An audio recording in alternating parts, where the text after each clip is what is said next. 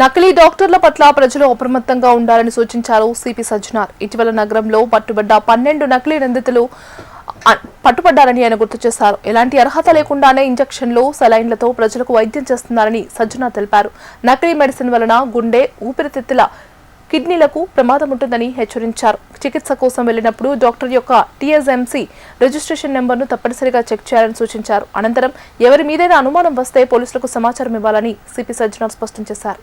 గత 2 రోజుల నుంచి సిటీలో ఉన్న ఈ నకిలీ డాక్టర్స్ పైన మనము ఉక్కుపాదం మోపడం జరిగింది. చెక్ చేస్తే దాదాపు 12 నకిలీ డాక్టర్స్ ని ఐడెంటిఫై చేయడం జరిగింది. ఈ నకిలీ డాక్టర్స్ వాళ్ళు ఆల్మోస్ట్ ఒరిజినల్ డాక్టర్స్ గా బిహేవ్ చేస్తూ అంతా యాంటీబయాటిక్స్ ఇవ్వడము, యాంటీ హైపర్టెన్సివ్ డ్రగ్స్ ఇవ్వడము, యాంటీ డయాబెటిక్ డ్రగ్స్ ఇవ్వడము, కొన్ని చోట్ల స్టెరాయిడ్స్ ఇవ్వడము, కొన్ని చోట్ల మీకు ఇంజెక్షన్ చేయడము, సలైన్ ఎక్కించడం అంతా చేయడం మా దృష్టికి రావడం జరిగింది. దీనివల్ల మన లంగ్స్ కి ఎఫెక్ట్ కావడం జరుగుతుంది, హార్ట్ కి, కిడ్నీస్ కి చాలా ఎఫెక్ట్ కావడం జరుగుతుంది. వీళ్ళకు ఎలాంటి ఒక జ్ఞానం లేకపోవడం వల్ల వాళ్ళు 1 రోజు 2 రోజు వాడే మందుని కూడా వాళ్ళు 5 రోజు వాడండి, 10 రోజు వాడండి, 1 మంత్ వాడండి అని చెప్పడంతో కూడా చాలా మంది తర్వాత చాలా నష్టపోయిన సందర్భం కూడా వాళ్ళకు ముఖ్యంగా తెలియకుండానే ఈ ఒక నష్టం కావడం జరుగుతుంది. ప్రజలందరూ కూడా కోరుతున్నాను, మీరందరూ కూడా చాలా అప్రమత్తం ఉండాలని చెప్పి నేను కోరుతున్నాను.